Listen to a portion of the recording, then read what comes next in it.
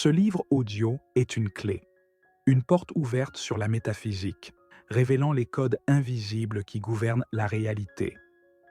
Ce n'est pas un simple traité théorique, mais une carte vivante pour décoder les forces subtiles qui influencent déjà ta vie et apprendre à danser avec elles. Nous vivons une époque de mutation, d'incertitude, une époque saturée d'informations, où l'on sent que les structures habituelles ne suffisent plus à nous offrir la paix ni l'abondance. La métaphysique, dans son sens le plus pur, t'invite à jeter une encre différente, celle d'une certitude intérieure, celle qui te révèle que tes pensées, ton énergie et ton cœur ne sont pas des pièces secondaires, mais les rouages mêmes de ce qui construit ta réalité. Il devient donc urgent de reprendre la souveraineté sur notre monde intérieur et de comprendre que nous appartenons, tous, à un réseau plus vaste qui nous guide et nous soutient. Il y a parfois dans la vie ces instants qui fissurent la routine et nous laissent entrevoir une réalité plus vaste. Cela peut surgir en contemplant un ciel nocturne ou en ressentant un éclair d'intuition inexplicable. Peut-être dans le regard d'un enfant qui nous rappelle que la vie ne se limite pas à des heures et des obligations, ou dans le témoignage de quelqu'un qui a traversé une maladie grâce à la seule force de sa foi. Ces moments-là plantent une graine, et si la réalité était bien plus que ce que mes sens et mon esprit conditionné me laissent qu'apercevoir? Ce livre est né de cette question. Il ne t'impose aucun dogme fermé, ni ne t'offre de recettes toutes faites. Ce que tu vas découvrir ici, c'est une invitation à explorer la trame subtile qui palpite sous les apparences, à éveiller ton pouvoir créateur, à comprendre que la matière, loin d'être un destin figé, peut vibrer au rythme de ton intention.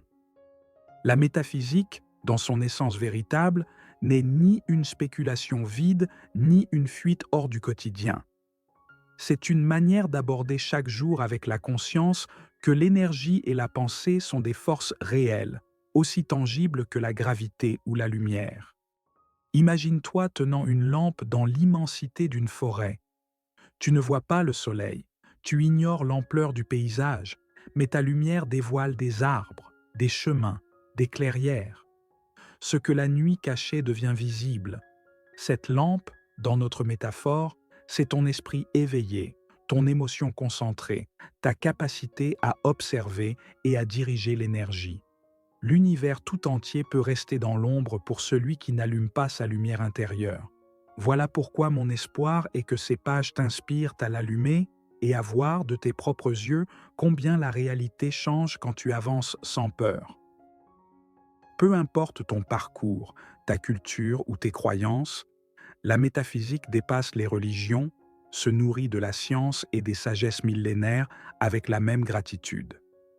L'essentiel, c'est d'écouter cet appel intérieur que tu ressens peut-être déjà, même s'il ne se manifeste qu'en murmure. Pour certains, il prend la forme d'un désir de profondeur. Pour d'autres, d'une urgence à transformer une vie qui semble figée. Quoi qu'il en soit, si tu lis ce préambule, c'est sans doute que quelque chose en toi te dit que il y a plus et que tu es prêt à le découvrir. Ce livre ne te promet pas des miracles du jour au lendemain. Il t'offre quelque chose de bien plus puissant, la certitude que, grâce à ton intention, ta présence et ta patience, tu peux tisser ton destin en harmonie avec l'énergie de l'univers. Mais assez de préambule. La vraie magie commence dans l'expérience. Puissent ces pages t'apporter l'inspiration, la clarté et le courage d'activer ton pouvoir, et surtout de l'utiliser avec sagesse et avec amour. Si cela advient, alors ce prologue aura rempli sa mission. Bienvenue dans l'aventure. Chapitre 1. L'appel intérieur. L'aube se lève sur la ville et un silence mystérieux enveloppe chaque rue déserte. Tu pourrais jurer qu'en dessous de ce silence bat un rythme vibrant, incessant, comme si quelque chose cherchait à percer la conscience collective. C'est un instant subtil où le monde extérieur et ton monde intérieur se rejoignent. C'est là, dans ce frémissement, que surgit ce que l'on appelle l'appel intérieur. Une voix silencieuse, un appel sans son, mais qui frappe avec force au plus profond de ta poitrine. Imagine Dahlia, une jeune femme qui se réveille chaque matin avec la sensation que sa vie devrait avoir un sens plus vaste que celui que lui murmure sa routine. Elle ressent que des forces invisibles attendent d'être découvertes, comme si la réalité contenait des pages secrètes auxquelles seuls quelques-uns ont accès. Son travail, ses relations, ses réussites ne sont pas vides de sens, mais ne la comblent pas non plus. Aux yeux des autres, Dahlia mène une belle vie. Pourtant, chaque soir, en fermant les yeux, elle sent une aspiration constante, un feu intérieur qui lui souffle qu'une réalité plus vaste l'attend. Ce feu, c'est l'appel intérieur. Il ne naît ni du simple mécontentement, ni d'une ambition égoïste. C'est la perception que nos certitudes quotidiennes n'épuisent pas le mystère de l'existence. Pourquoi certaines personnes, au beau milieu d'une vie apparemment stable, se lancent-elles dans l'exploration de chemins inconnus? S'intéressent-elles à la métaphysique, à la méditation ou à des espaces de quête spirituelle? La réponse se cache dans ce murmure qui s'infiltre entre les fissures du quotidien. Une invitation à franchir un seuil, à accéder aux forces qui sous-tendent le visible. Au fond, la magie de la métaphysique est la forme que prend cet appel dans tes mains. Il s'agit d'un ensemble de lois, de principes et de sagesse anciennes qui, au moment opportun, se présentent à toi pour te rappeler le pouvoir qui sommeille en toi. C'est une opportunité d'écouter cette voix intérieure souvent négligée. Certains la ressentent comme un frisson en contemplant un ciel étoilé, d'autres la vivent comme un frémissement sacré au souvenir d'un rêve lucide. Elle se manifeste aussi dans une compassion soudaine, une intuition claire ou une guérison inexplicable qui défie toute logique médicale. Mais alors, pourquoi est-il si difficile d'entendre cet appel? C'est que l'esprit s'accroche à ses idées de sécurité. Depuis l'enfance, on nous apprend à rechercher l'approbation, à craindre l'inconnu, à nous efforcer de rentrer dans le cadre. Sans que cela soit mauvais en soi, cela érige une clôture autour de ce que nous pensons possible. L'appel intérieur, lui, vient briser cette clôture mentale.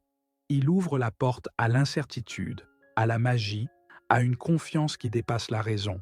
Et paradoxalement, pour y répondre, il faut être prêt à lâcher, ne serait-ce qu'un instant, les appuis de la vie connue. Pensons à Marco, un architecte qui, après des décennies à dessiner des bâtiments fonctionnels, tombe sur un ancien manuscrit de géométrie sacrée. Pendant ses temps libres, il commence à tracer des figures inspirées de ses motifs, et peu à peu, une passion l'envahit. Il découvre un lien mystique entre la forme, l'énergie et la conscience. Ce lien l'ébranle. Il cesse de voir son métier comme une simple affaire de mur et de toit. À ses yeux, chaque croquis vibre de l'énergie de l'existence. Pour ses collègues, ce sont de simples dessins. Pour Marco, c'est l'appel qui s'est éveillé. Et cette étincelle ouvre la brèche par laquelle le sacré entre dans sa vie. Et que se passe-t-il quand on répond à cet appel? Souvent, la vie se réorganise, parfois doucement, parfois avec intensité. L'essentiel, c'est que notre manière de ressentir et de percevoir le monde change.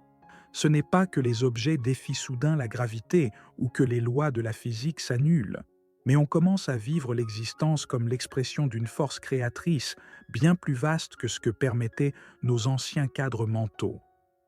C'est comme passer d'un regard figé sur une scène à une conscience des fils qui animent les personnages. Au fil de ce livre, nous explorerons des principes, des méthodes et des réflexions pour vivre en harmonie avec cette dimension subtile et créative de l'univers. Chaque chapitre dévoilera un angle spécifique de la métaphysique. Chaque principe sera une pièce essentielle de cette magie. Mais, quelle que soit leur valeur, rien ne changera si tu ne te connectes pas à ta propre pulsation intérieure. Aucune loi universelle ne peut transformer ta vie si ton cœur reste fermé. C'est pourquoi ce premier chapitre est consacré à reconnaître l'appel, à sentir que quelque chose en toi est prêt à s'ouvrir à l'invisible, au sacré à l'inimaginable. Vivre à cette fréquence ne signifie pas abandonner la raison, renoncer à sa routine ou se croire différent. Cela signifie, au contraire, offrir à chaque instant une signification plus vaste en reconnaissant que tu es le co-auteur de ton expérience. Il suffit d'un simple geste, écouter.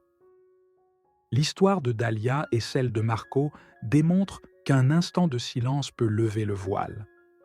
Un jour comme les autres, ce petit appel devient impossible à ignorer.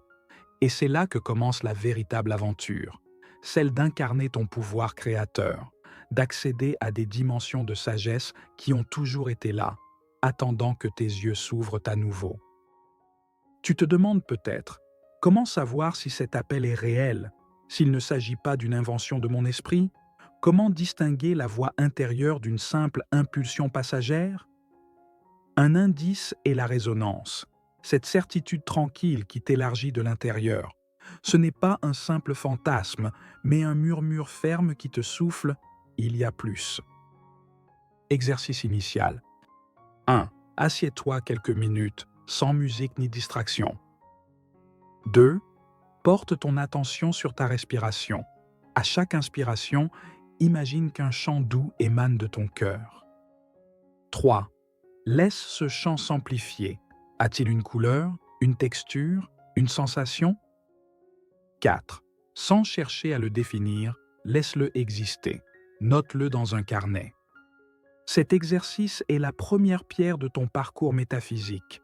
Faire de la place à l'intuition, à l'inspiration, c'est reconnaître qu'une voix en toi est active depuis longtemps et que si tu lui prêtes attention, elle peut illuminer ta perspective comme l'aube, révélant chaque recoin du paysage. Au fond, l'appel intérieur dépasse la théorie. Y répondre, c'est faire un saut de foi, un acte d'honnêteté envers soi-même.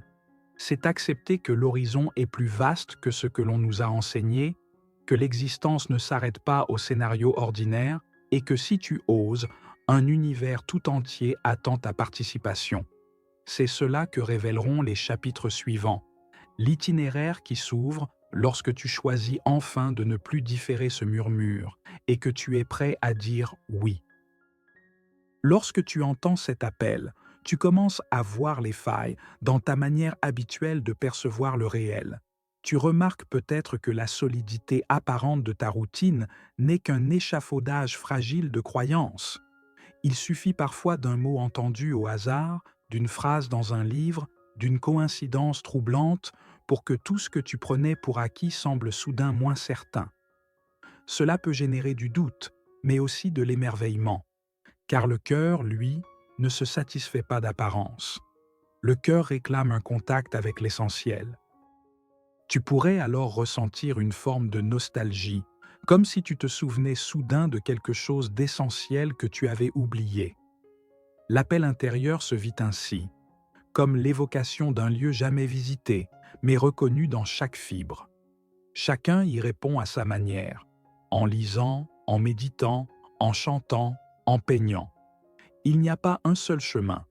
Ce qui compte, c'est d'accueillir ce désir d'aller au-delà des apparences. Si tu observes l'expérience de Dahlia, tu verras qu'elle ne rejette pas sa vie ni ne la qualifie de « vide ».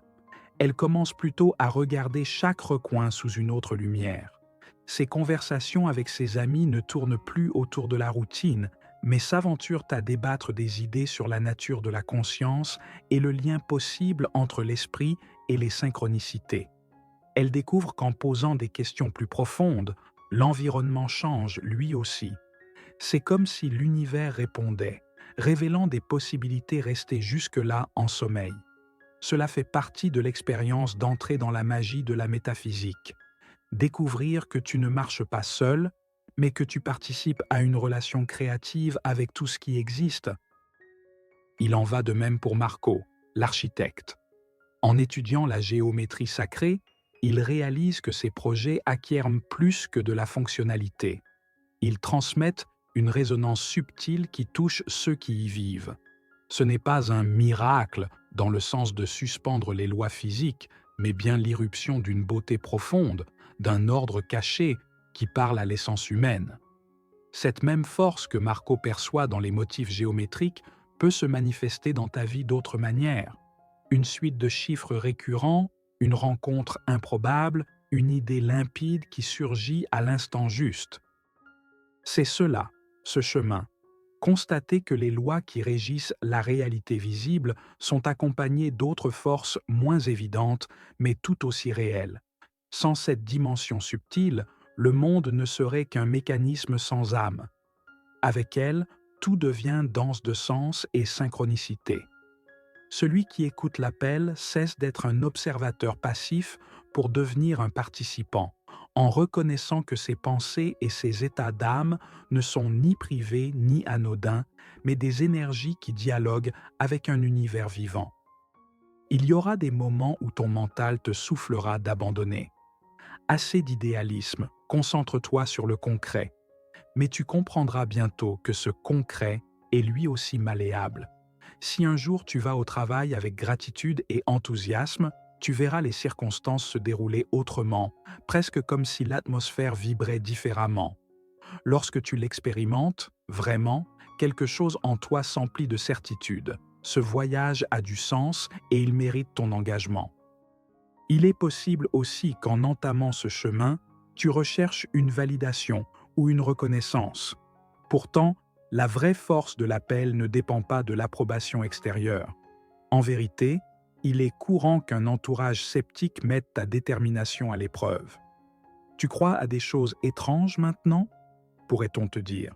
Mais dans le silence de ton cœur, tu sais que cela ne tient pas de la fantaisie, mais d'une exploration d'une dimension que l'intellect seul ne peut contenir. Souvent, la culture nous a appris à nous méfier de l'invisible, le rangeant dans la case de l'ésotérisme flou. Mais en entrant dans la magie de la métaphysique, tu découvriras que ces principes ne sont pas des ornements mystiques, mais des vérités que des sages ont pressenties et appliquées depuis des siècles pour transformer la réalité et élargir la conscience. Tu n'as pas besoin d'un voile ni d'un temple secret, il te suffit d'une quête sincère. Vers la fin de ce chapitre, je te propose une étape supplémentaire à l'exercice précédent, afin d'enraciner dans ton cœur la certitude que ce n'est pas une simple idée passagère. À la fin de ces lignes, ferme les yeux et évoque un moment de ta vie où tu as ressenti un pressentiment difficile à expliquer, mais qui t'a conduit à prendre une décision juste. Revivifie cet épisode dans tous ses détails. Demande-toi comment tu l'as su, pourquoi tu t'es orienté de cette façon. Ensuite, écris-le. Tu verras que cette voix intérieure te parlait déjà, bien avant que tu oses l'appeler par son nom. Sur le chemin que trace ce livre, l'un des plus grands apprentissages sera la confiance en ta propre guidance intérieure. Dans les chapitres suivants, nous explorerons la trame de la réalité, ce tissu qui relie tes émotions aux événements, ton imagination aux réalisations concrètes et ton énergie aux réponses de l'univers. Tu verras que la clé, en fin de compte, réside dans le fait de permettre à la vie de s'exprimer à travers toi, sans en bloquer le flux par des idées préconçues de ce qui est ou n'est pas possible. L'appel intérieur ressemble à une porte devant laquelle tu arrives au moment juste. Personne ne forcera ta main pour en tourner la poignée, mais si tu ne le fais pas, la sensation qu'il existe quelque chose de plus grand continuera à te hanter jusqu'à ce que tu sois prêt. En un sens, c'est une invitation à l'authenticité radicale, à ne pas reléguer le mystère de l'existence dans un coin du mental étiqueté sujet ésotérique. Au contraire, il s'agit d'intégrer cette dimension, de la transformer en moteur de ton expansion. Et ce moteur, bien orienté, ne te coupe pas du monde, ne t'isole pas dans une bulle. Bien au contraire, il te rend plus présent, plus sensible à la beauté et à la douleur, et plus engagé à offrir ta lumière. La magie de la métaphysique ne parle pas d'évasion, mais de co-création, de tissage conscient avec la vie des circonstances qui nourrissent l'amour, l'harmonie et le sens. En conclusion de ce premier chapitre, je t'invite à écouter ton propre battement de cœur et à observer si ta manière de ressentir a changé, même imperceptiblement. Peut-être n'est-ce qu'un soupçon d'espoir ou un éclat de curiosité nouvelle, C'est parfait ainsi. Ce léger frémissement annonce déjà qu'un mouvement intérieur a commencé. Observe comment il se mêle à tes pensées quotidiennes et partage-le, si tu le souhaites, avec un ami sensible à ces sujets. Donner une voix à ce que l'on découvre, c'est l'enraciner davantage dans sa propre réalité. L'aventure continue. Dans le prochain chapitre, nous explorerons le tissu même de l'existence pour comprendre comment l'univers s'organise et quelle place tu y occupes. Pour l'instant, sois fier d'avoir franchi la première étape, reconnaître l'appel intérieur. Tu tiens déjà la première clé en main. Le reste du voyage consistera à apprendre à l'utiliser avec sagesse, en ouvrant des portes qui, à chaque tour, te révéleront une nouvelle facette de la magie de vivre. Alors respire, sens la flamme grandir en toi et prépare-toi. Ce qui vient pourrait bien bouleverser à jamais ta vision du monde. Chapitre 2. La trame cachée de la réalité. Le silence n'est pas simplement une pause, ni l'absence de son. Parfois, il devient une fissure à travers laquelle s'insinue l'indicible, comme si la réalité te regardait de l'intérieur pour murmurer « Je ne suis pas ce que tu crois ». Tu l'as sans doute ressenti. Les objets, les gens, les circonstances ne se comportent pas toujours de manière linéaire. Il arrive que tout semble s'aligner pour te révéler un motif, comme si les pièces d'un puzzle s'assemblaient soudainement. C'est cela que nous appelons la trame cachée de la réalité. Des forces qui relient ce que nous nommons monde intérieur et monde extérieur, tissant des événements qui, par instants, frôlent la magie. Le premier chapitre t'a invité à reconnaître l'appel intérieur, ce frémissement qui suggère qu'il existe quelque chose au-delà de l'habitude. Maintenant, en gravissant ce second palier, nous allons porter notre regard sur la manière dont ce quelque chose agit au quotidien, même si la majorité ne le perçoit pas. Il ne s'agit pas de réciter des théories métaphysiques creuses, ni de forcer une lecture mystique sur chaque événement. L'intention ici est d'aborder avec honnêteté la possibilité que nos pensées et nos ressentis influencent bel et bien l'enchevêtrement des faits. Matière et énergie, hasard et synchronicité, logique et mystère. Tout cela peut s'entrelacer selon des formes subtiles qui échappent au seul raisonnement. Pendant des années, Éléazar, un paysan des régions montagneuses, a cultivé son potager en suivant les règles traditionnelles, semer à la date prescrite, arroser régulièrement, tailler au moment opportun. Il suivait le manuel à la lettre. Ses récoltes poussaient, mais sans éclat. Un jour, il accueillit un jeune homme qui lui parla de l'influence de la vibration et de l'intention. Cela lui semblait absurde. Pourtant, par simple curiosité, Éléazar décida de passer quelques minutes chaque jour à rester silencieux au milieu de ses plantes, à respirer profondément, à ressentir de la gratitude pour chaque graine, à leur parler avec bienveillance avant de les arroser. Peu à peu, il observa un phénomène nouveau. Ses plantes semblaient plus vigoureuses, la récolte augmenta de manière inhabituelle et son potager étonna tout le voisinage. On pourrait argumenter qu'il s'agissait d'une coïncidence, d'un changement climatique ou de graines différentes. Mais Éléazar sut que pendant qu'il baignait son jardin de cette atmosphère de connexion et de respect, son ambiance intérieure imprégnait les lieux, et la réponse des plantes devenait tangible. La trame cachée ne se manifesta pas sous la forme d'un miracle spectaculaire, mais à travers une cohérence subtile entre ce qu'il ressentait et ce que la terre exprimait. Ce principe se reflète dans l'idée selon laquelle les pensées et les émotions pèsent dans la balance de notre expérience. Parler de loi pour décrire cette dynamique ne signifie pas céder au simplisme du « pense positivement et tout ira bien ». C'est bien plus nuancé. Il s'agit d'une forme d'accord vibratoire avec le monde, comme un accord musical. Ton état intérieur est une note que tu émets, et la vie, souvent, répond dans cette même tonalité. Il ne s'agit pas de le nier ni de le glorifier à l'excès. Il suffit d'observer avec attention. Peut-être as-tu déjà disputé avec quelqu'un, puis ressenti une tension qui semblait s'emparer de ton environnement, une porte qui coince, ton téléphone qui se bloque, des visages crispés dans la rue. Ce ne sont que des détails, peut-être du simple hasard, mais ils pourraient aussi être les échos d'une vibration négative. Bien sûr, les objets ne t'en veulent pas, mais si tu baignes dans un état émotionnel dense, ta perception et ton interaction avec le monde se troublent, générant davantage de friction. La trame cachée de la réalité repose sur le principe que rien n'est isolé. La physique moderne évoque l'intrication quantique ou encore l'influence de l'observateur sur l'observé. Les sagesses anciennes parlent de prana, de chi, de souffle vital tissant le cosmos. Au fond, toutes expriment une même intuition. Il existe des fils invisibles qui relient les fragments de l'existence. Même la raison la plus rigoureuse perçoit ces correspondances lorsqu'elle les examine sans préjugés. Ce n'est pas un «tout est permis», mais la reconnaissance d'un processus vivant dans lequel la conscience a un rôle. Mara, par exemple, adorait la météorologie. Elle passait des heures à étudier les cartes de pression atmosphérique et les cycles de pluie.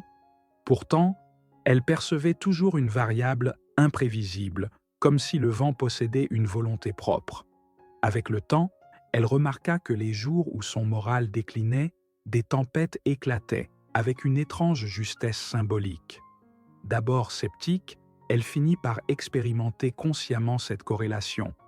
Quand elle se sentait en harmonie, les prévisions coïncidaient avec un temps clair. Ce ne fut pas une affaire de contrôle mental du climat, mais elle comprit qu'il existait un pacte subtil entre son intérieur et ses flux atmosphériques. Le plus précieux dans cette découverte, c'est qu'il n'est pas nécessaire de croire aveuglément au pouvoir caché. Il suffit de constater qu'il existe une interaction continue entre ton monde intérieur et l'extérieur. À chaque tentative d'accord avec cette trame, tu affines une sensibilité qui était auparavant endormie. Tu commences à percevoir les petites étincelles d'une coordination supérieure.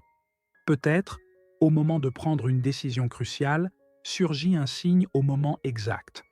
Ou tu rencontres par hasard la personne capable de t'aider dans ton projet. Alors tu comprends, il n'y a pas que du chaos, il y a un ordre invisible, un langage qui résonne avec ton intention. Dès lors, la question devient: comment participer à cette trame sans la déformer par nos peurs, nos attachements ou notre désir de contrôle?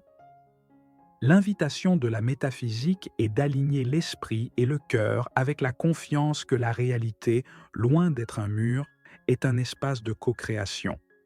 Celui qui s'approche de ces principes avec l'intention de tout dominer finit toujours par se heurter à la dynamique même de l'univers, qui ne répond pas à l'ego, mais à l'harmonie. Ce n'est plus un outil pour obtenir ce que je veux, mais un pacte avec ce que la vie plus vaste cherche à exprimer à travers toi. Dans cette première moitié du chapitre, l'idée centrale est la suivante. Ce que nous appelons trame cachée n'a rien d'une fantaisie. C'est une manière d'expliquer pourquoi les émotions, les états mentaux et les événements physiques sont si étroitement liés. Cette révélation nous donne une nouvelle responsabilité. Si nous faisons partie de cette danse, nos pensées et nos sentiments ne sont pas insignifiants. Ils résonnent en nous et dans le monde. C'est un savoir exigeant. Il requiert de la maturité pour être utilisé avec conscience, et non comme une excuse pour croire que tout est malléable d'un claquement de doigts. Pour clore cette première partie, je t'invite à observer les signes autour de toi sans les forcer ni les nier. Note 2 ou 3 coïncidences dans ta journée et demande-toi ce que tu ressentais ou pensais quand elles sont survenues. Approche cela avec curiosité, non avec obsession. Peut-être commenceras-tu à entrevoir les fils qui tissent ce que nous appelons réalité. Il existe un ancien récit au sujet d'un habitant de la forêt amazonienne qui, sans connaître la langue des étrangers, parvenait pourtant à guider des expéditions jusqu'au lieu qu'il cherchait, comme s'il connaissait déjà la route. Lorsqu'on lui demandait comment il faisait, il souriait, posait la main sur sa poitrine, levait les yeux vers les arbres, puis les baissait vers la terre, comme pour dire que tout était lié. Il n'expliquait rien, ne construisait aucune théorie, mais vivait en relation intime avec ce tissu que les autres ignoraient. Il savait lire les signes dans la nature et en lui-même, de sorte que son chemin devenait presque infaillible. L'essence de cette anecdote ne réside pas dans une idéalisation naïve du primitif, mais dans la compréhension que, quelle que soit l'époque ou la culture, il existe une dimension de l'existence qui s'exprime dans un langage différent de celui de la logique formelle. Elle parle par les synchronicités, par l'union entre ce que tu ressens et ce qui arrive. Ce langage peut s'appeler énergie, vibration, conscience ou bien d'autres mots encore, mais il renvoie toujours à la même réalité. L'expérience d'être immergé dans un univers non pas inerte, mais sensible et hautement réactif. C'est pourquoi, lorsque nous disons que la métaphysique est pratique, cela dépasse la simple spéculation sur les forces cosmiques. Nous voulons dire qu'au quotidien, tu peux cultiver une autre présence. Il ne s'agit pas de forcer les coïncidences, ni de tenter de manipuler le monde à ta guise, mais de reconnaître que tu fais partie d'un dialogue qui se déroule à un niveau subtil. Plus tu maintiens une cohérence entre ce que tu ressens et ce que tu fais, plus ce dialogue devient fluide. C'est un peu comme accorder un instrument. Lorsqu'il est désaccordé, les notes heurtent le reste de l'orchestre. Lorsqu'il est harmonisé, une musique émerge, enrichie par ta vibration. Ressentir cette trame cachée ne signifie pas que tout ce qui t'arrive répondra parfaitement à tes désirs. Les défis, les imprévus, les leçons à apprendre demeurent. Mais ce qui change, c'est ta manière de les traverser. Tu ne te vis plus comme un naufragé à la dérive, mais comme quelqu'un qui sait que le vent et le courant peuvent coopérer avec son intention. La métaphysique t'enseigne que la réalité ne se plie pas à tes caprices, mais qu'elle obéit à des lignes de force. Ton rôle est de te syntoniser avec celles qui correspondent à ton évolution et à tes... Bien sûr, tout cela ne s'intègre pas en une nuit. Il existe des pratiques concrètes qui permettent de se familiariser avec la trame. La méditation, la contemplation, l'écriture intuitive, la gratitude quotidienne ou l'exploration de tes réactions émotionnelles sont des chemins pour accorder la manière dont tu perçois et émets de l'énergie. Ce qui compte, c'est de savoir qu'aucun dogme ne t'oblige à y croire. Seules les expériences peuvent confirmer ou infirmer cette réalité. Comme sur tout chemin d'éveil, c'est la pratique qui prévaut. La théorie n'est là que pour tracer les premiers sillons. En somme, lorsque nous parlons de la trame cachée de la réalité, nous ne décrivons ni une fantaisie, ni un rejet de la logique. Nous offrons une invitation à voir la réalité comme un tout bien plus vaste que la simple addition de ses parties. Tes pensées, tes émotions et tes actions s'insèrent constamment dans cet enchevêtrement.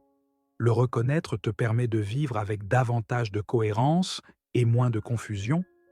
Tu prends conscience que tu n'es pas un simple témoin, mais une partie essentielle de cette danse de force que nous appelons monde. Et à partir de là, ta liberté et ta créativité prennent une nouvelle ampleur. Pour conclure ce chapitre, je te propose un exercice simple de syntonisation. Allonge-toi les yeux fermés, respire lentement et visualise un filament de lumière qui relie ton cœur à tout ce qui t'entoure. Personne, lieu, situation, laisse cette image couler librement, sans chercher à la contrôler.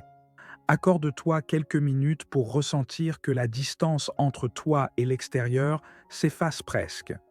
Puis note toute sensation ou intuition qui te traverse, aussi légère soit-elle. Cet exercice te permettra de goûter, même partiellement, à cette idée. La réalité n'est pas hors de toi, mais s'enracine dans un échange permanent entre ton dedans et ton dehors. Ainsi s'achève ce deuxième chapitre, en te rappelant que le subtil se révèle dans l'expérience. Ne réclame pas une preuve définitive. Ouvre-toi plutôt à percevoir ce qui a toujours été là, attendant que tu sois prêt à le voir. Voilà le cœur de la métaphysique. Vivre avec la conviction que nous sommes les fils d'un grand tissage, capable d'inspirer, de transformer et de donner à chaque pas de notre vie un sens renouvelé. Chapitre 3. Le sentier de l'observateur. Ce matin, lorsque tu as marché dans ta ville, tu as peut-être croisé des visages tendus, des murmures indifférents, une hâte qui efface les détails. Soudain, une idée t'a traversé. Ce nuage de préoccupation n'est pas toute la réalité, mais le reflet collectif d'état d'âme. Tu te souviens alors de ce que tu as découvert sur le tissu caché de l'existence? Chaque être transporte ses propres tensions, ses propres désirs, et les projette inconsciemment dans l'environnement. Alors naît une question. Si tout ce qui nous entoure est influencé par des vibrations étrangères et intimes, que se passe-t-il lorsque nous décidons de faire un pas de côté et d'observer en silence? Cette question ouvre la porte à ce que l'on pourrait appeler le sentier de l'observateur. Il ne s'agit pas de devenir indifférent, ni de regarder la vie comme si tu n'en faisais pas partie. Il s'agit plutôt de cultiver la capacité à assister à la danse des pensées et des émotions qui surgissent en toi, tout en observant leurs liens avec les événements extérieurs. Observer sans juger immédiatement, sans réagir automatiquement. C'est comme s'asseoir au balcon d'un théâtre pour contempler la pièce, au lieu de rester coincé dans les coulisses. Et à mesure que tu observes, tu remarques que la pièce n'est pas figée. Elle change selon la manière dont ton attention la touche. Dans la tradition métaphysique, on dit que l'observation consciente est l'un des actes les plus transformateurs. Tant les anciens mystiques que la science moderne s'accordent sur une idée, l'observateur modifie ce qu'il observe. Cela ne signifie pas que tu inventes la réalité à partir de rien, mais que ton attention configure la façon dont les événements se manifestent. Pense à un jour où tu t'es réveillé avec un sentiment profond de calme. Tu es allé travailler et sans le chercher, chaque obstacle trouvait sa solution. Les gens semblaient plus ouverts, ou au moins moins hostiles. Ce n'était pas de la magie au sens fantastique. Simplement ta manière d'habiter le moment modifiait sa résonance. C'est là qu'intervient le regard de l'observateur. Celui qui emprunte ce sentier ne poursuit pas la vie dans l'urgence. Il laisse à chaque chose l'espace de se montrer telle qu'elle est. Il ne précipite pas les conclusions. Il ne colle pas une étiquette à chaque détail. Il découvre, par exemple, que la colère n'est pas l'ennemi, mais une énergie qui, si tu l'observes sans filtre, t'indique quelle partie de toi résiste à quelque chose. Ou que la tristesse, quand tu la contemples sans jugement, parle d'un deuil ou d'un manque qui demande ton accueil. De la même manière, l'enthousiasme, lorsqu'il est regardé avec clarté, révèle tes pulsions créatives ou la direction vers laquelle ton âme veut s'étendre. Sans cette présence de l'observateur, les émotions t'emportent. Avec elles, elles deviennent des maîtres. Tu te demandes peut-être ce que cela a à voir avec la magie de la métaphysique? Justement, une partie de cette magie surgit lorsque tu cesses d'être une boule de réaction automatique et que tu développes l'objectivité intérieure. Il ne s'agit pas d'éteindre tes sentiments, mais de les regarder avec un amour détaché, comme on regarde passer les nuages. Alors émerge un espace dans lequel l'énergie de l'univers peut circuler en ta faveur. C'est comme si, au lieu de crier des ordres à un orchestre sourd, tu acceptais que sa musique soit un dialogue avec ton silence. Ton silence, ta clarté, ton regard lucide d'observateur modifient la mélodie. Prenons un exemple concret. Ivan, submergé par les responsabilités, se sentait noyé dans le stress. Un jour, quelqu'un lui parla de l'importance d'observer sans juger. D'abord sceptique, il accepta d'essayer. Chaque soir, 10 minutes à simplement ressentir sa respiration et à observer ses pensées passées, sans les corriger, sans débattre. Une semaine plus tard, il remarqua que les discussions à la maison étaient un peu plus douces. Pas de miracle, mais un souffle nouveau. Un mois plus tard, certains conflits s'étaient dissipés. Ce qu'Ivan avait fait était simple, cultiver l'habitude d'observer. Cela l'a rendu conscient du bruit qui le poussait à réagir avec colère ou anxiété, et en prenant du recul, il a su sortir de l'inertie émotionnelle. Les enseignements métaphysiques suggèrent que la réalité extérieure entre en dialogue avec ta réalité intérieure.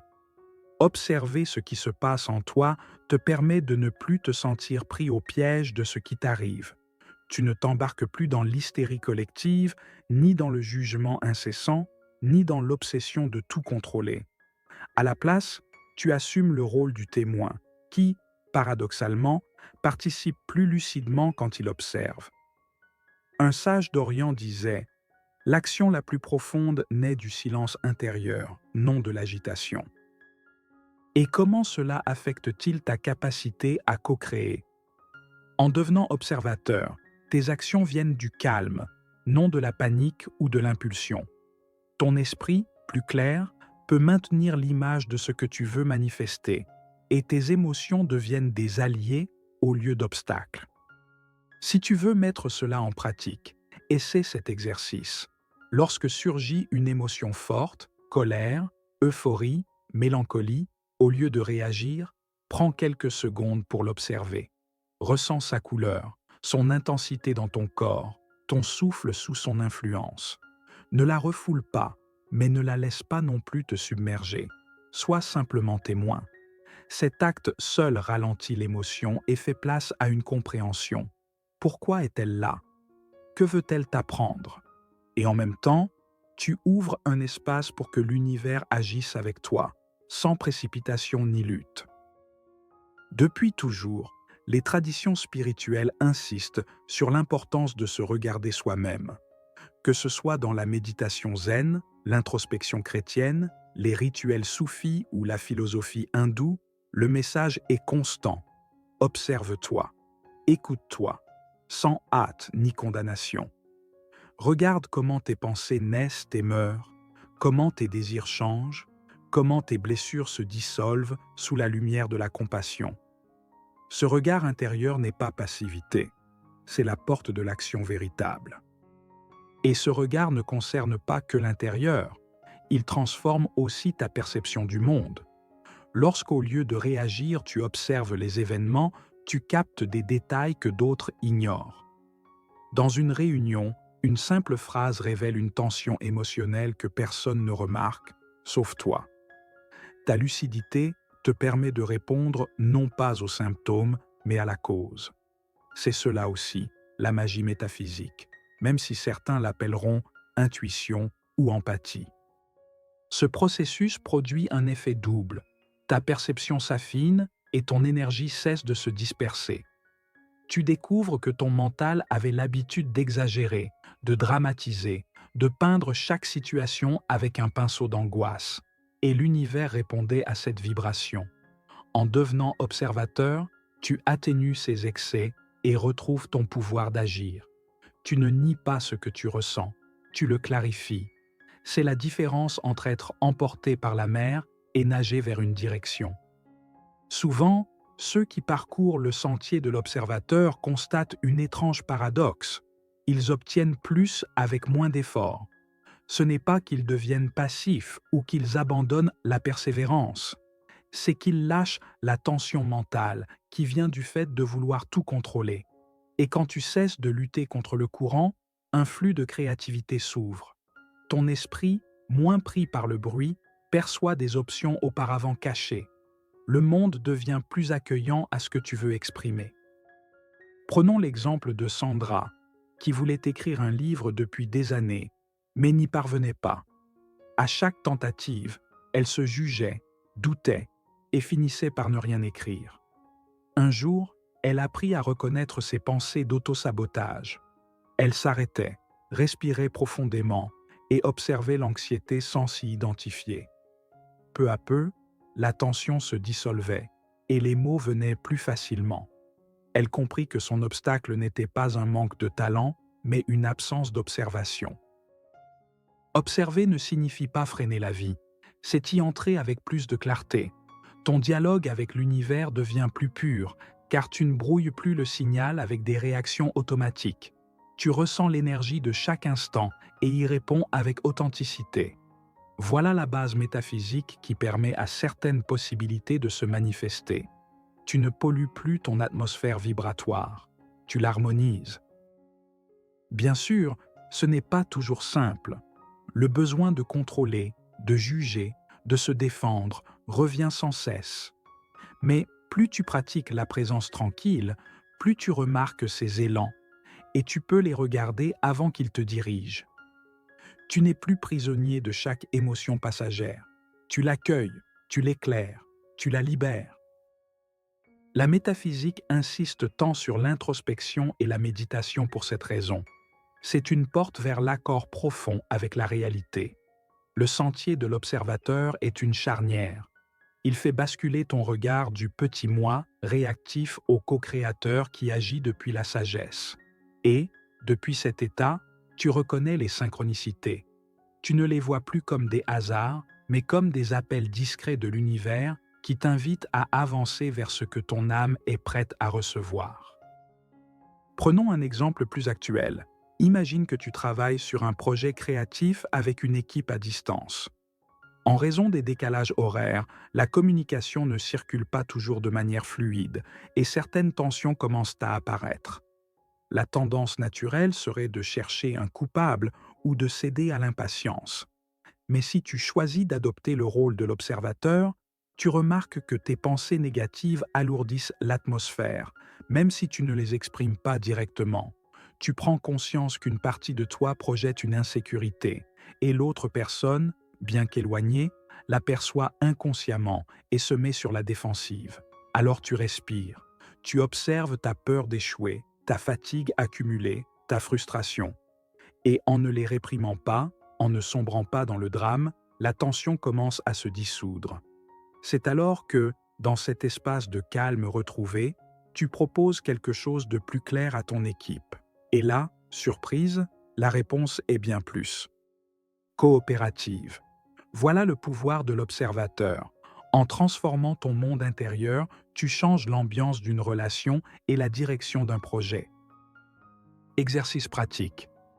Lorsque tu termines ta journée, prends 5 minutes pour t'asseoir en silence. Ferme les yeux et repasse mentalement un moment de tension que tu as vécu. Essaie de le visualiser sans t'y identifier, comme si tu regardais une scène de film. Observe tes réactions et celles de l'autre personne. Reconnais l'émotion dominante que tu ressentais, colère, tristesse, frustration, et contemple-la sans jugement. Puis pose-toi la question suivante. Qu'est-ce qui se serait passé si, à cet instant, j'avais respiré profondément et observé cette émotion avant de la libérer en paroles? Ne cherche pas de coupable. Ne te blâme pas non plus pour ta réaction passée. Prends simplement note. Laisse émerger en toi l'intuition que les choses auraient pu se vivre autrement. Note 2 ou 3 phrases qui résument cette nouvelle perspective. Avec le temps, cet exercice répété deviendra une forme d'entraînement à l'attitude de l'observateur. Le pas suivant consistera naturellement à te relier à la loi de correspondance, celle qui tisse un lien entre ton attitude intérieure et la configuration des événements extérieurs. Mais pour l'instant, il suffit de sentir la puissance de la contemplation. On dit que celui qui sait observer sans s'agiter a déjà franchi la moitié du chemin métaphysique. Pourquoi? Parce que la magie de la vie ne jaillit pas d'efforts forcenés, mais de cet alignement intime qui se produit lorsque le cœur et l'esprit reposent dans un espace d'ouverture. Alors, la réalité cesse de ressembler à un chaos imprévisible. Elle devient un champ fertile de manifestations possibles. Pour conclure, souviens-toi, le sentier de l'observateur n'annule ni la passion ni l'engagement dans l'action. Il garantit simplement que tes gestes naissent d'un lieu de clarté. Quand tu poses un acte dans la vie depuis un état de présence consciente, le coup est juste, la parole est précise, la décision s'aligne avec ce qui t'entoure. Et c'est là que réside le charme, sans te noyer dans le bruit mental, sans rester figé dans la passivité, tu incarnes ce que la métaphysique nomme l'intelligence créatrice au service de ton évolution. Avec cette réflexion, nous clôturons ce 3e chapitre en t'invitant à mettre la contemplation en pratique dans des situations concrètes. Car la théorie sans expérience n'ouvre aucune porte durable. Prépare-toi. Dans l'étape suivante, nous plongerons dans la force créatrice de la pensée, où tu découvriras comment cette attention consciente commence à façonner de manière tangible le décor de ton histoire. Tout commence par l'observation. Le reste, ce sera l'œuvre vivante que tu décideras de peindre sur la toile de ta réalité. Chapitre 4. La force créatrice de la pensée. Il y a des moments où la réalité semble malléable, comme si quelque chose d'invisible épousait la forme de tes pensées. Tu l'as peut-être ressenti lorsque, sans prévenir, une certitude s'est imposée. Ce projet allait réussir. Et, à partir de cette conviction, tout s'est mis en place avec une fluidité presque magique. Ou inversement, lorsque la peur d'un contretemps était si forte que tu as fini par attirer précisément ce que tu redoutais. Ces observations, à elles seules, ne constituent pas une preuve irréfutable, mais elles pointent vers une idée essentielle de la métaphysique. L'esprit ne se contente pas d'interpréter ce qu'il voit, il injecte de l'énergie dans ce qu'il vit. Pour beaucoup, cette idée paraît audacieuse. On nous a appris que le monde est ce qu'il est, et que nous devons simplement nous adapter à ce que nous trouvons. Mais la magie de la métaphysique propose une autre lecture. Ta réalité n'est pas une photo figée, c'est un processus vivant, en transformation constante, qui prend forme en fonction de ton regard, de ce que tu ressens et surtout de ce que tu penses avec conviction.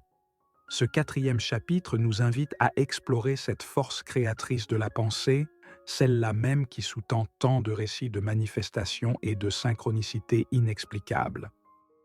Quand nous disons « créatrice », il ne s'agit pas seulement de créativité artistique, mais de cette force capable de faire exister ce qui n'était encore qu'un potentiel. Ce potentiel existe dans un plan invisible, un champ de possibilités qui t'entoure comme l'air, même si tu ne le vois pas.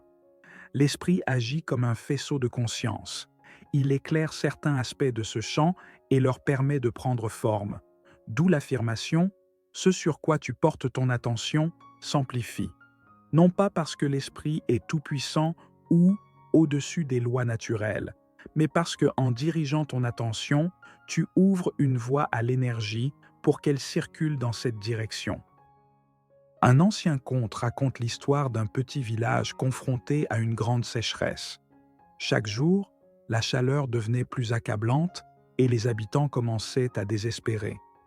Un étranger arriva un soir, annonçant qu'un grand rituel collectif aurait lieu à l'aube pour prier la pluie. « Venez tous au lever du jour », dit-il.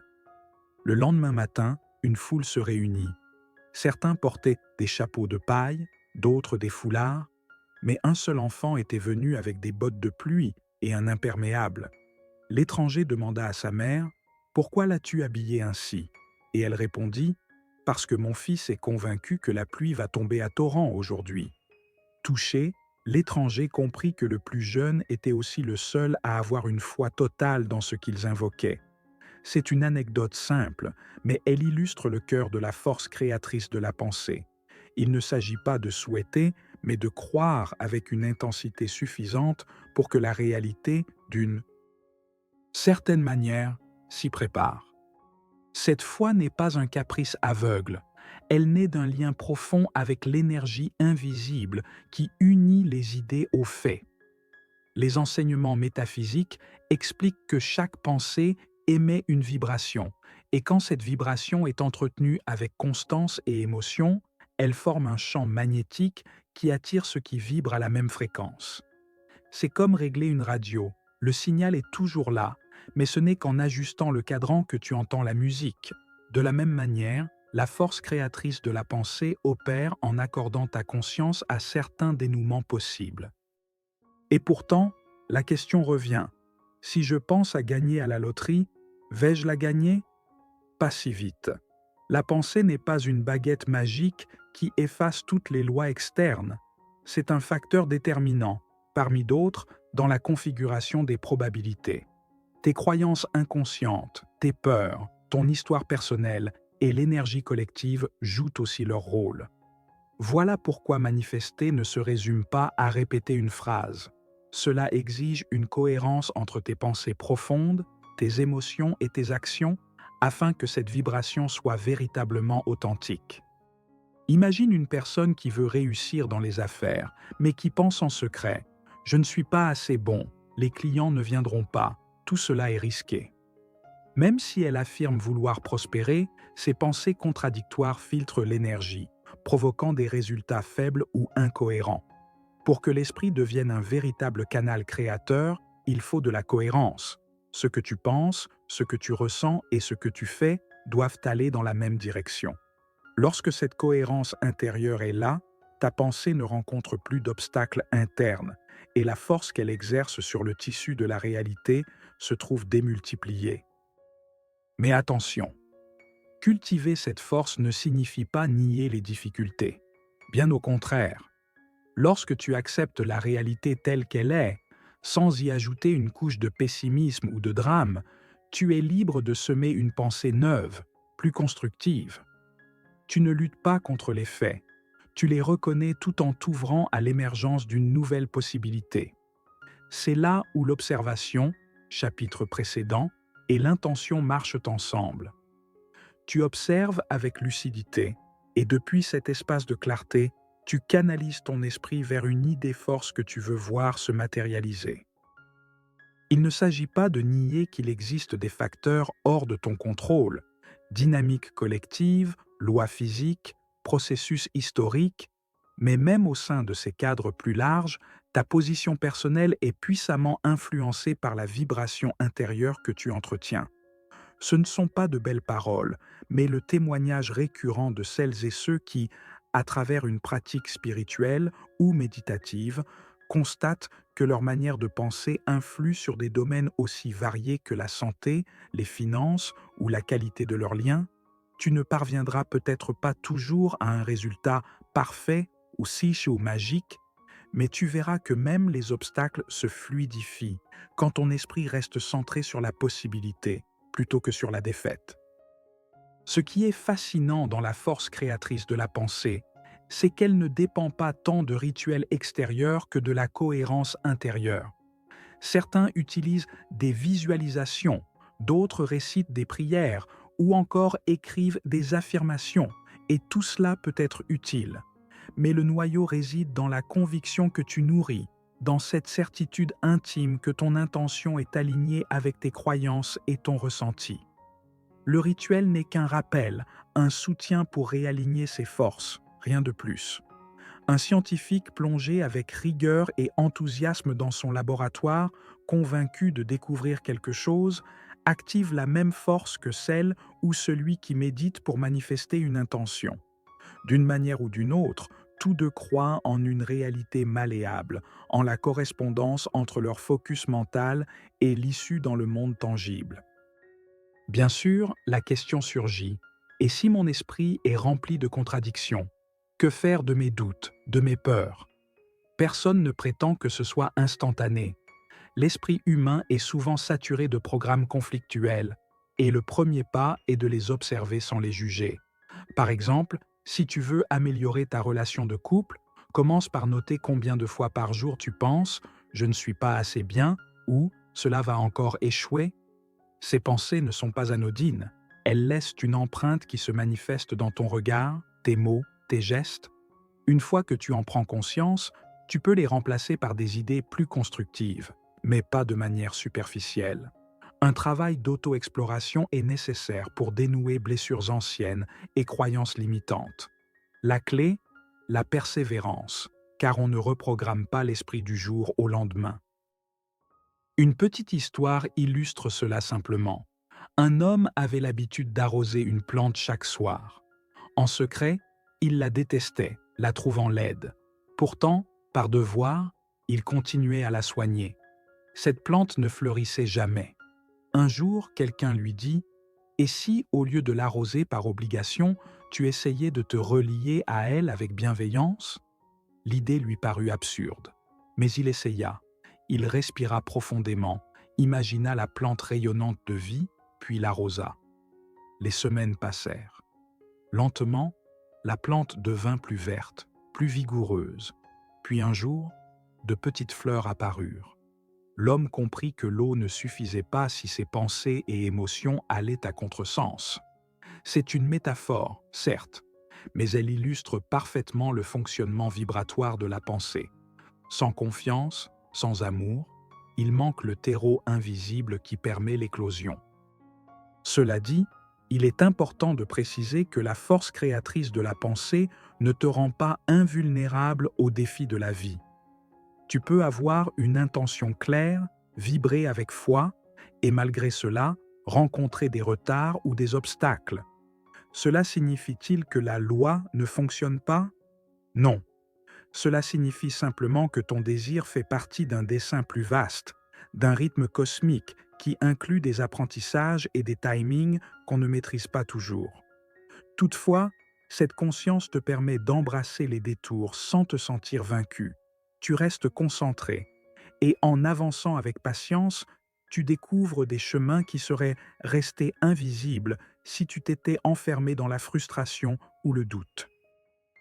Dans la pratique, cultiver cette force revient à deux actes fondamentaux: définir avec clarté ce que tu veux et maintenir cette clarté sans l'affaiblir avec des pensées contraires. Peu de gens osent être transparents avec eux-mêmes. Beaucoup doutent: est-ce que je le mérite? Est-ce que j'en suis capable? Et ce doute pollue la vibration, envoyant à l'univers un message confus.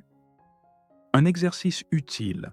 Le soir, avant de dormir, choisis un désir simple mais clair. Visualise-toi en train de le vivre, pas comme un rêve futur, mais comme un présent accompli. Ressens la joie, la paix ou l'expansion qu'il te procure. Puis, relâche l'image et dis en toi: je laisse cette graine croître en moi et dans ma réalité. Le matin suivant, remémore-toi brièvement cette vision. Avec le temps, ton esprit subconscient comprendra le message et tu commenceras à vibrer dans la fréquence du résultat espéré. Observe tranquillement chaque progrès, même infime. Chaque signe est la preuve que ton esprit n'agit pas seul, mais en lien avec le courant universel. En fin de compte, la force créatrice de la pensée n'est ni un tour de magie, ni un vœu pieux. C'est l'expression vivante de ton énergie intérieure en interaction avec un univers souple, subtil, profondément intelligent. Celui qui la comprend et l'utilise avec respect devient responsable de ce qu'il projette, sachant que ses pensées laissent une empreinte dans la trame de la vie. Il ne s'agit pas de tout contrôler, mais de marcher comme un artisan sacré qui façonne le réel avec conscience, douceur et vision. Ainsi, pas à pas, ton esprit devient l'atelier où se forme ton futur. Un futur qui semblait improbable, mais qui devient, pour toi, une conséquence naturelle de ta vibration. Chapitre 5. Les émotions et le principe du miroir. Jusqu'où tes émotions peuvent-elles te mener? Beaucoup vivent en pensant que leurs ressentis ne sont que des remous intimes, enfermés dans la cage du corps, sans incidence réelle. Mais la métaphysique propose une idée plus audacieuse. Les émotions sont des forces vivantes, capables de modeler la substance même de la réalité. Autrement dit, ce que tu ressens ne reste pas en toi. Cela se projette, puis te revient, comme un reflet fidèle dans le miroir du monde. C'est ce qu'on appelle ici le principe du miroir. Imagine ceci. Si ton esprit et ton cœur vibrent dans la peur, la réalité t'enverra des situations qui incarnent cette vibration. Non pas parce que la vie te punit, mais parce que, à un niveau subtil, le monde réagit à ta fréquence intérieure. En revanche, si tu vibres dans la joie ou l'ouverture, tu remarqueras que les gens deviennent plus doux, les événements plus fluides et ton propre corps plus réceptif.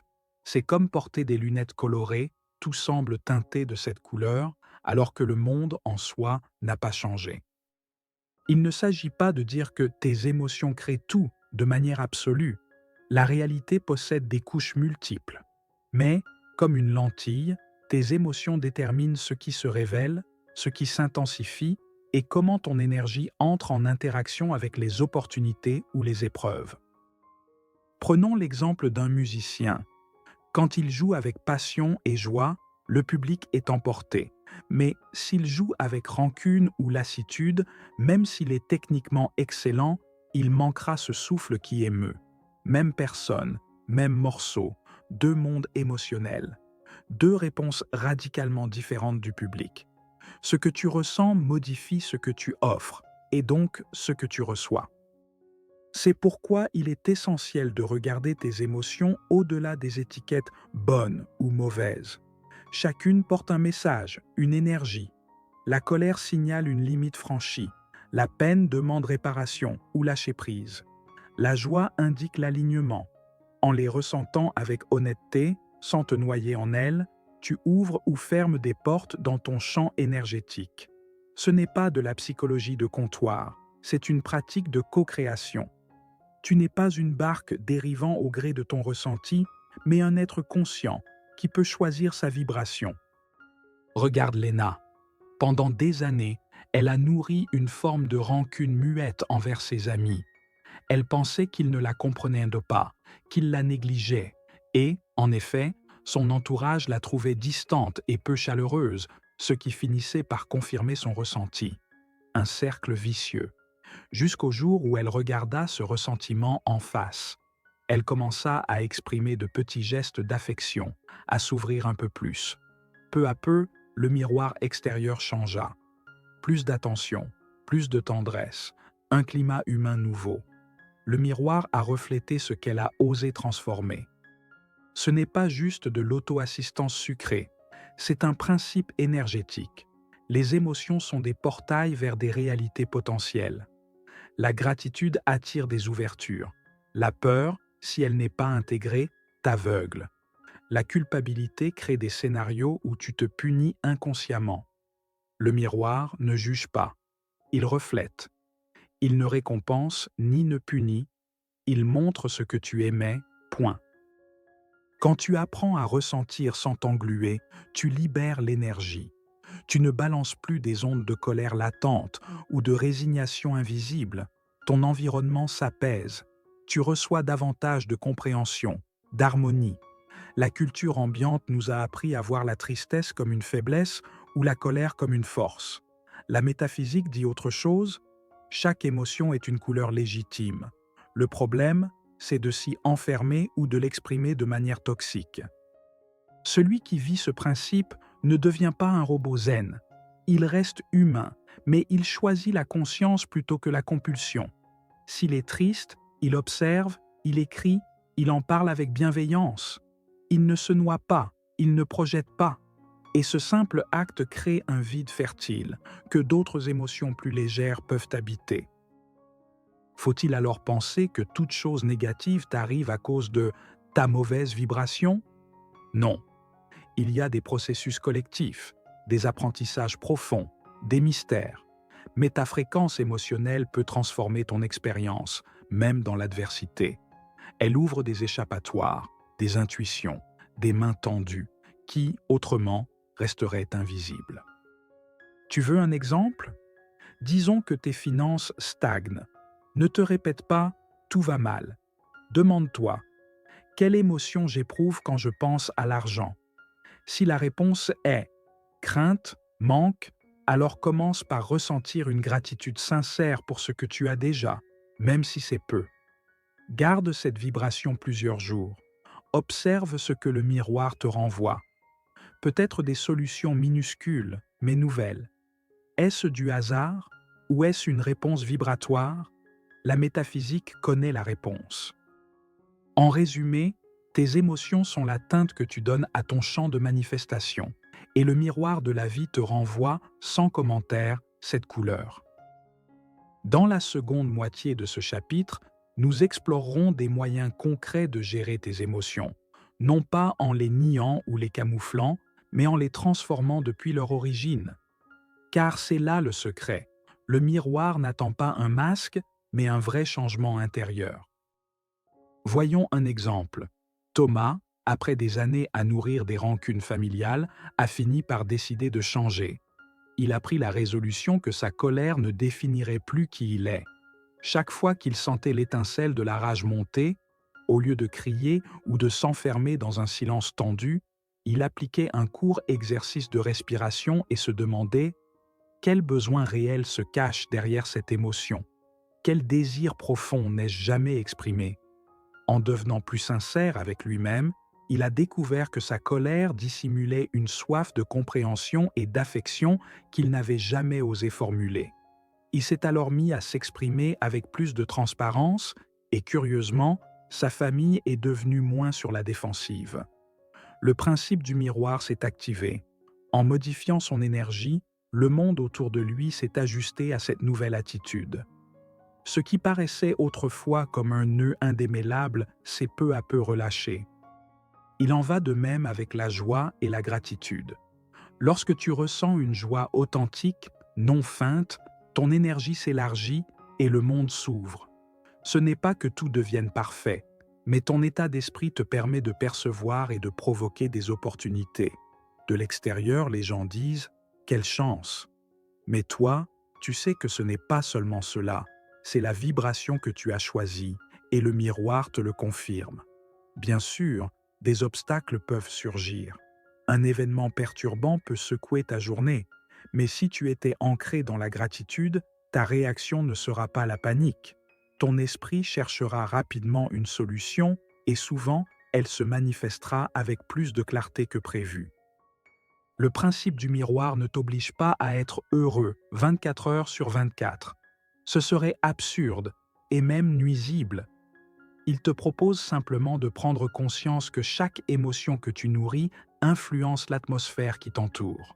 Si tu entretiens des colères sourdes, ce champ énergétique devient ton habitat et les conflits se répètent. À l'inverse, si tu cultives la bienveillance, tu ne changeras pas immédiatement la planète, mais tu rayonneras un espace d'harmonie qui allège les tensions autour de toi. Cela n'exclut pas la complexité de l'univers. Parfois, des événements t'échappent et apportent douleur ou défi. Mais même dans ces cas, ta vibration détermine comment tu traverses l'épreuve. Deux personnes peuvent vivre une crise similaire, mais celle qui applique ce principe découvre des chemins inattendus. Elle transforme la chute en élévation. Autre leçon capitale, le miroir ne reflète pas ce que tu dis, mais ce que tu vibres. Tu peux affirmer « je suis en paix », mais si ton ventre vibre d'angoisse, c'est cette tension que le monde percevra. D'où l'importance de la cohérence émotionnelle, que tes mots et ton ressenti soient en accord. Si ton discours se veut lumineux, mais que tu vibres dans le doute, il te faudra travailler ces peurs avec honnêteté et non les dissimuler derrière des slogans. D'où la nécessité de rituels quotidiens pour équilibrer ton monde intérieur, méditation, écriture intuitive, respiration consciente, contemplation ou prière sincère, si cela résonne en toi. Ces pratiques te permettent de repérer rapidement les émotions dominantes et de les réorienter avant qu'elles ne deviennent un climat persistant. Ce n'est pas de la magie. C'est une hygiène émotionnelle qui transforme tout. Pense à cette métaphore finale. Tu as un projecteur de cinéma. Si tu y mets un film d'horreur, tu verras des ombres, des cris, de la peur. Si tu le changes pour une comédie romantique, l'image et l'ambiance changent sans que le projecteur soit défectueux. Tes émotions sont le film que tu projettes sur l'écran du monde. Certes, des éléments extérieurs interviennent, mais en grande partie, la trame que tu vis dépend du scénario émotionnel que tu choisis d'alimenter. Pour conclure, voici un exercice simple et puissant. Le soir venu, repense à une situation qui t'a troublé émotionnellement. Identifie l'émotion ressentie. Demande-toi, comment cette émotion s'est-elle reflétée dans la réponse de la vie? Y a-t-il eu des réactions qui ont renvoyé le même ton? Écris une ou deux phrases sur ce que tu aurais préféré projeter et sur la tournure possible si ta vibration avait été différente. Pratique-le plusieurs soirs de suite. Tu verras que ta conscience émotionnelle augmentera. Et alors, tu pourras choisir l'énergie avec laquelle tu entres dans chaque situation. Car, en essence, le principe du miroir. Chapitre 6. Intention, abandon et patience. Il arrive que l'esprit entre dans un état quasi fiévreux lorsqu'il s'accroche à un désir. Tu imagines le résultat. Tu passes en revue toutes les façons d'y parvenir, tout en ressentant une urgence de voir des faits concrets. Cette ardeur peut enflammer ta motivation, mais elle se transforme souvent en anxiété. Surgissent alors les questions. Que se passe-t-il si cela n'aboutit pas? Ai-je suffisamment de temps? Pourquoi la vie ne répond-elle pas immédiatement? Et bien que la force créatrice de la pensée, vue dans le chapitre précédent, te confère un pouvoir pour orienter la réalité, il faut autre chose pour que ce pouvoir circule avec fluidité. La capacité à maintenir une intention claire, à se détacher du besoin de contrôle et à respecter le temps de maturation. C'est ce que nous appelons ici intention, abandon et patience. Quand nous parlons d'intention, il ne s'agit pas d'un simple désir. C'est plus profond, comme un pacte intérieur entre toi et l'intelligence universelle. Ta pensée, ton émotion et ton esprit s'unissent autour d'un but, créant une sorte de rayon de lumière projeté dans le tissu de l'existence. Cette intention va au-delà du « je veux ceci ». Elle ressemble plutôt à « je sens que cela vibre déjà dans mon avenir et je suis prêt à l'accueillir » ou même « je suis prêt à co-créer ce résultat avec quelque chose de plus grand que moi ». Cependant, l'intention s'étrangle lorsque, en la tenant, tu t'attaches aussi à une forme et un délai précis pour obtenir les résultats. C'est là qu'intervient l'abandon. Lâcher le besoin rigide de contrôler le comment et le quand. Imagine un agriculteur qui, après avoir semé, creuse chaque jour pour voir si la graine pousse. Il est évident que cela retarde, voire ruine, le processus. Il en va de même avec ton désir. Si tu l'écrases sous l'obsession, tu empêches l'intelligence de la vie de réorganiser les pièces. L'abandon, c'est faire confiance. Ce que tu as semé portera ses fruits en temps voulu, sans que ton mental doive s'immiscer à chaque seconde. Cela dit, abandonner ne veut pas dire rester passif ou paresseux. Tu continues d'agir de manière alignée avec ton intention, mais sans cette crispation intérieure qui cherche à forcer le résultat. Si tu désires une relation amoureuse saine, par exemple, tu ne restes pas enfermé chez toi à attendre un miracle. Tu sors, tu rencontres des gens, tu exprimes qui tu es. Mais tu le fais sans te précipiter, sans chercher à contrôler les réactions ou le moment exact de la rencontre. Tu te rends à la sagesse du processus, et là où il y avait friction, tu découvres la fluidité. Beaucoup se demandent, mais comment faire la différence entre abandon et résignation? Dans la résignation, on sent une forme d'échec, un « tant pis, ça ne sert à rien ». Dans l'abandon, il y a une confiance paisible et active. Tu restes présent, ouvert, avec la foi tranquille que la vie coopère si tu maintiens une vibration cohérente. Tu ne renonces pas à ton désir. Tu cultives sa graine avec attention, sans l'asphyxier en voulant la voir germer tout de suite. Tu laisses la vie faire sa magie, sachant que la cohérence intérieure prime sur l'empressement. Et la patience dans tout ça? Dans un monde gavé d'instantanéité, messages, repas, succès express, la patience semble presque désuète. Pourtant, du point de vue métaphysique, elle est le pont entre ton intention et sa manifestation durable. Imagine que tu rêves de lancer un projet professionnel audacieux. Tu ressens l'élan, tu visualises son accomplissement, tu vibres avec passion. Mais les bonnes conditions tardent. Si tu forces les choses, tu risques de signer avec les mauvaises personnes ou de compromettre ta vision. La patience te préserve de la précipitation. Elle t'ouvre à la synchronisation divine. Elle garde ta vibration intacte, même quand rien ne semble se passer. Certains diront que cette posture est trop idéaliste, voire un prétexte à la paresse. Mais la patience n'est pas inaction. C'est une action consciente, enracinée dans la confiance que ce que tu ne vois pas encore est peut-être déjà en train de naître, comme un arbre solide qui passe du temps à créer des racines invisibles avant de percer le sol. La patience veille à ce que ton intention pousse d'abord dans le sol énergétique avant de fleurir dans le monde concret. C'est pourquoi l'urgence conduit souvent à des résultats fragiles. La graine n'a pas pris le temps de s'ancrer. Il ne s'agit pas d'attendre indéfiniment ou de repousser la vie, mais de savoir quand ton action extérieure répond avec justesse à ton mouvement intérieur. Là se niche la vraie sagesse. synchroniser ta semence invisible, pensée, émotion, avec l'action visible qui la soutient. Un exemple. Aylen, artiste en devenir, rêvait de créer une œuvre unique. Chaque soir, elle visualisait son projet achevé, ressentait la joie de l'avoir accompli. Et chaque jour, elle étudiait, pratiquait, avançait avec amour, sans se presser. Les premières semaines furent calmes, sans miracle. Mais son énergie s'alignait. Puis un jour, un contact lui proposa une exposition. Coïncidence?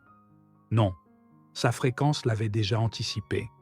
Sa patience active, l'alliance de son intention et de ses petits pas, avait tissé le chemin invisible. L'intention qui crée véritablement n'est pas un caprice passager, mais une vision enracinée dans tes fondations émotionnelles. Pour renforcer cette vision, certains choisissent des rituels simples. Peut-être une bougie qu'ils allument chaque jour quelques minutes en se concentrant non sur le résultat, mais sur l'état intérieur qu'ils désirent vivre.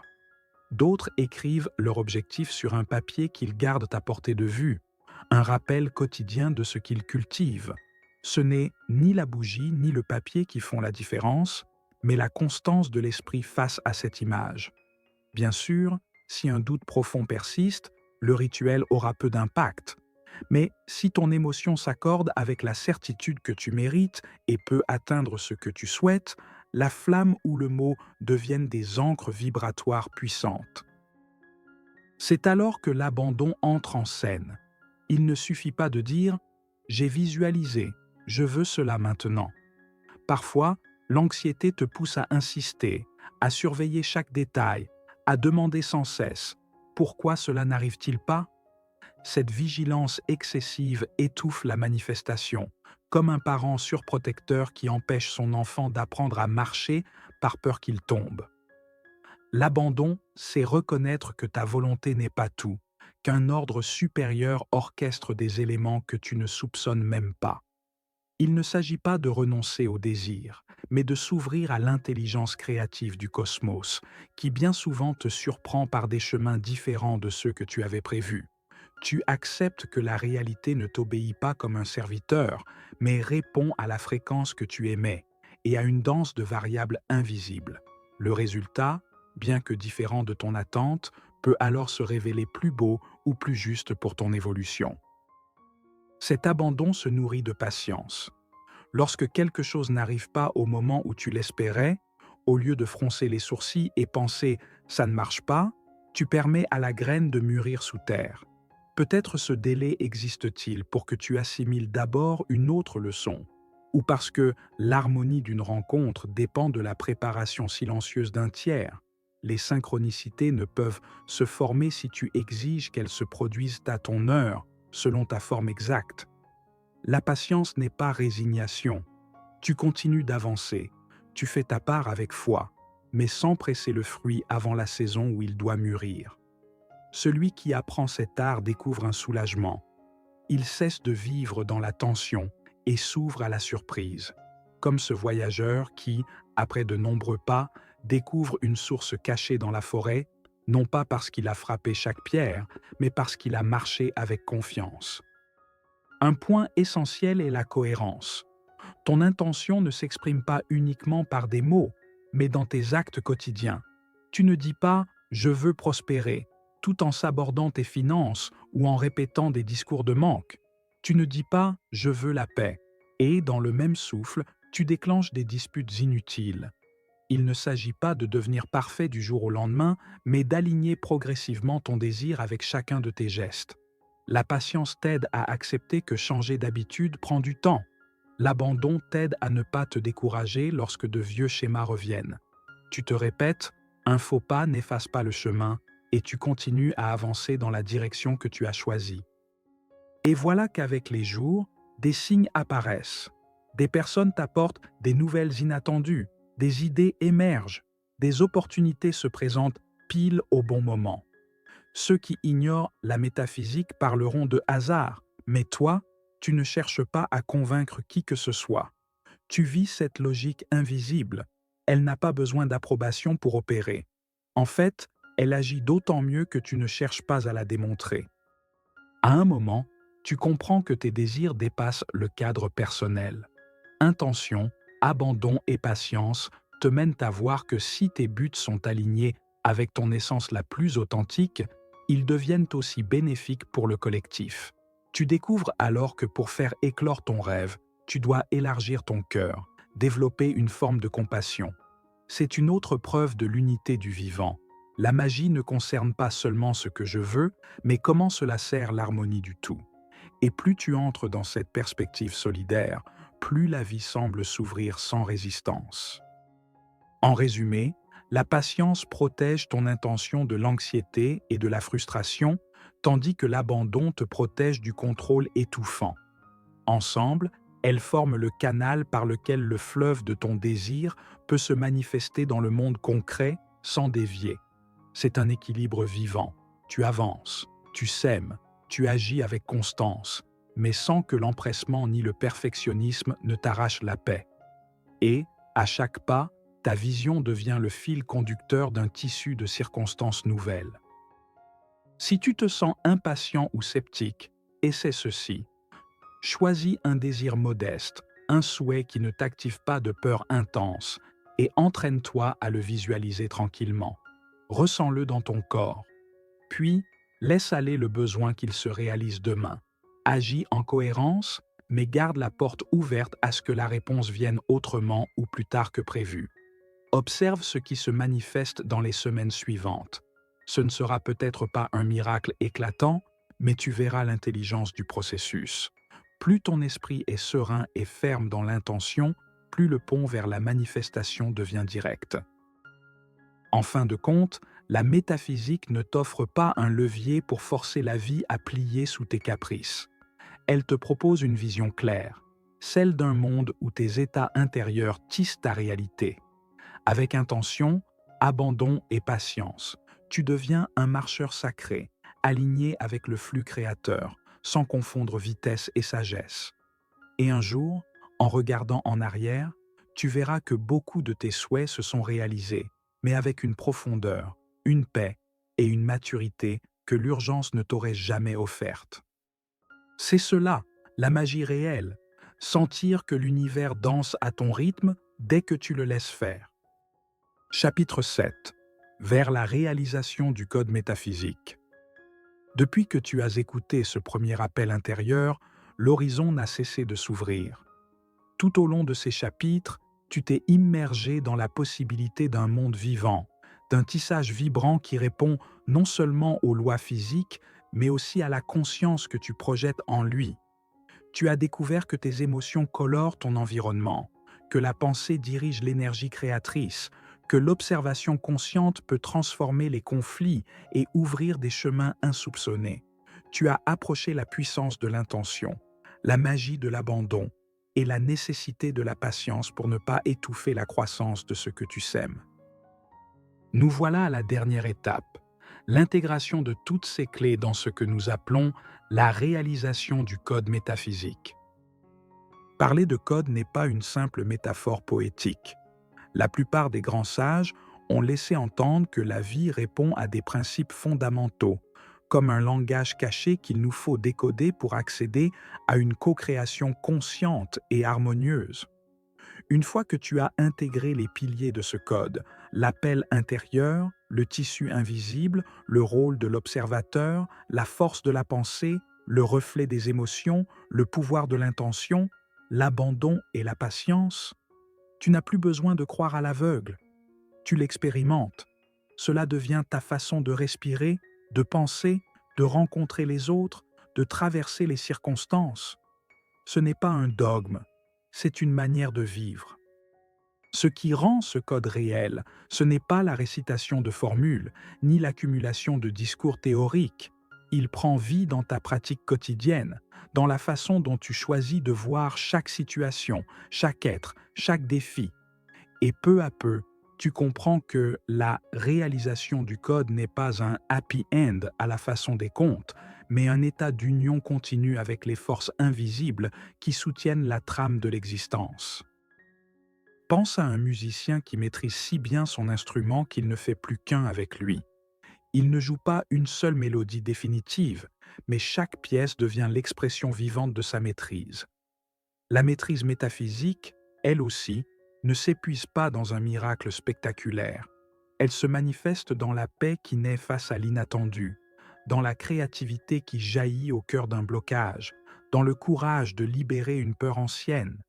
C'est là que réside la vraie réalisation du code. Mais attention, la réalisation n'est pas la perfection.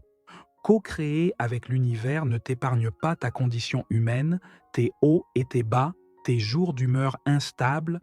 Cela t'apprend plutôt à voir chaque désalignement comme une opportunité d'apprentissage. Et le secret est là. Revenir à ton centre, à ton regard conscient, à ton intention alignée. Cette persévérance douce génère une stabilité intérieure qui se reflète dans tes relations, dans tes projets, dans ta manière de traverser l'imprévisible. L'un des passages les plus importants de ce chemin est la réconciliation avec ta propre ombre. La métaphysique te le montre clairement. Ce que tu refuses à l'intérieur de toi finira par se manifester à l'extérieur. Si, par exemple, tu refoules une grande tristesse, elle reviendra vers toi à travers des situations douloureuses qui t'obligeront à la regarder en face. Mais cette mauvaise nouvelle se transforme en bénédiction lorsque tu acceptes d'accueillir la douleur, de l'observer sans la juger et de lui offrir un espace de guérison. Et en guérissant, ta vibration change et ton reflet aussi. Alors, la réalisation du code ne se présente pas comme un exploit spectaculaire, mais comme l'unification intérieure de toutes les clés explorées. Tu as écouté cette voix intérieure qui t'a invité à sortir de la routine mentale. Tu as découvert le tissu invisible qui relie ton monde intérieur à ce qui t'entoure. Tu as appris à observer sans réagir et constater que la réalité se transforme avec ton regard. Tu as reconnu que tes pensées sont des semences vibratoires qui se reflètent dans ton quotidien. Tu as compris que tes émotions créent des échos extérieurs et qu'en les transformant, tu changes ton environnement. Tu as intégré la puissance de l'intention dirigée, la liberté de l'abandon et la sagesse patiente qui permet à la vie d'agir sans interférence. Avec tout cela, ta vision du monde se métamorphose. Ce monde n'est plus une structure figée ou impénétrable, mais un champ vivant d'énergie et de conscience. Et tu réalises que tes doigts ont leur place dans ce tissage. Tu peux transformer le récit de ta vie sans effacer celui des autres, car au fond, nous tissons tous ensemble un grand tableau collectif. Et là, tu découvres l'humilité. Tout ne tourne pas autour de toi. Il existe des plans plus vastes, où ton rôle est précieux, mais jamais isolé. Lorsque tu reviens au quotidien après une révélation métaphysique, tu peux te sentir comme quelqu'un qui quitte un temple silencieux pour revenir dans un marché bruyant. La routine veut t'engloutir à nouveau. Mais la question centrale devient: comment garder la flamme allumée? Cette flamme n'est pas un enthousiasme passager, c'est la graine d'une nouvelle manière d'entrer en relation avec la vie, une relation de co-création vigilante. L'erreur commune est de croire que lire ou écouter ces principes suffit. Mais la compréhension mentale n'est qu'un seuil. La réalisation commence quand tu intègres ces clés dans ta respiration, dans ta façon de conduire, de parler à un proche, de gérer un conflit, d'embrasser une idée. Tu ne veux pas que ta pratique reste enfermée dans un moment de méditation, tu veux qu'elle imprègne chaque action. Imagine, tu te réveilles un mardi banal, avec des choses à faire. Tu te poses 1 minute et tu te rappelles: je fais partie de ce tissu métaphysique qui réagit à ma vibration. Alors tu cultives un peu de calme. Tu salues la journée avec gratitude. Ce détail n'est pas petit. Il prépare l'énergie du reste de la journée. Et plus tard, face à un problème, tu t'arrêtes, tu respires et tu penses: comment puis-je regarder ceci avec conscience? Et là surgit une solution plus claire. Ce n'est pas un hasard, c'est l'effet de ton alignement intérieur. La manifestation, alors, cesse d'être une commande magique. Elle devient une danse entre ton âme, l'univers et le moment juste. Parfois, ce que tu espérais arrive, mais différemment. Ou mieux encore, la vie t'offre quelque chose de plus élevé que ton désir initial et ton intuition le reconnaît. Voilà la maturité.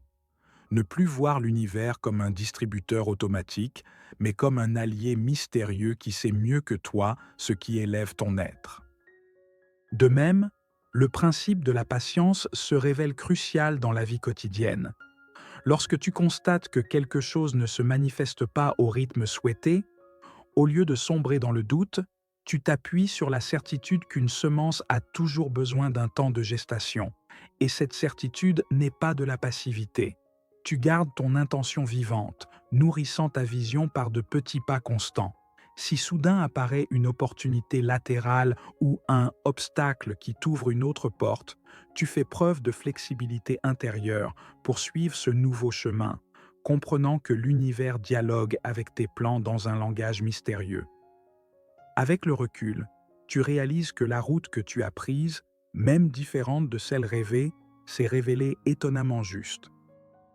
Un facteur décisif dans la réalisation du code métaphysique est le soutien ou la communauté que tu peux trouver. Il se peut que ton entourage proche ne partage pas cette vision, et cela est parfaitement acceptable. Mais t'entourer d'une ou deux personnes qui comprennent cette pratique peut t'aider à maintenir ta flamme allumée. Partager des récits de synchronicité, des témoignages de manifestations, ou simplement pouvoir t'exprimer quand ta foi vacille, renforce ta confiance. Et si tu n'as pas encore ce cercle physique, tu peux chercher des espaces virtuels ou des groupes d'études métaphysiques. L'important est de ne pas croire que tu es seul sur ce chemin. Parallèlement, il est essentiel de nettoyer ton esprit des peurs et croyances héritées qui t'entravent. Un exercice concret consiste à pratiquer l'écriture introspective. Lorsque surgit un vieux doute, par exemple, je ne parviendrai jamais à subvenir à mes besoins. Au lieu de le laisser rôder dans ton subconscient, écris-le. Interroge-toi. D'où vient cette idée? Qui me l'a transmise?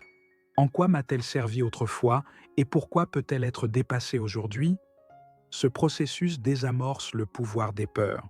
Ce que tu exposes à la lumière de ta conscience perd sa capacité de te diriger à ton insu.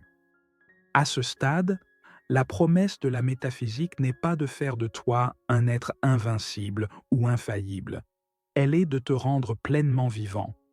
Quand un événement douloureux surgit, tu ne l'interprètes plus comme une punition du destin, mais comme un appel à grandir.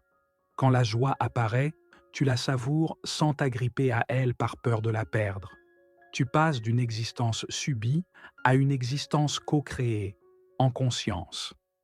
Tu découvres ainsi une légèreté et une profondeur nouvelles. Tu sais que tout n'est pas sous ton contrôle, et pourtant, tu reconnais que ton esprit, ton émotion et ton intention façonnent puissamment ta route. C'est pourquoi le véritable critère du chemin parcouru n'est pas de manifester un événement spectaculaire du jour au lendemain. C'est de constater, à long terme, que ton existence respire davantage la cohérence, la joie et un sens profond. Que tu n'es plus autant la proie du désespoir, que tu sais naviguer les défis avec souplesse et que tu captes les synchronicités avec reconnaissance. Voilà la signature authentique, celle d'un code métaphysique devenu vivant en toi. Pour clore ce cheminement, je te propose un exercice simple mais puissant. 1. Assieds-toi dans un endroit tranquille, muni d'une feuille blanche. 2. Réfléchis quelques instants à ces mois, semaines ou jours où tu as pratiqué consciemment la métaphysique. 3. Dresse la liste de 3 changements que tu as perçus dans ta manière de te relier au monde. Ne te limite pas aux réussites matérielles.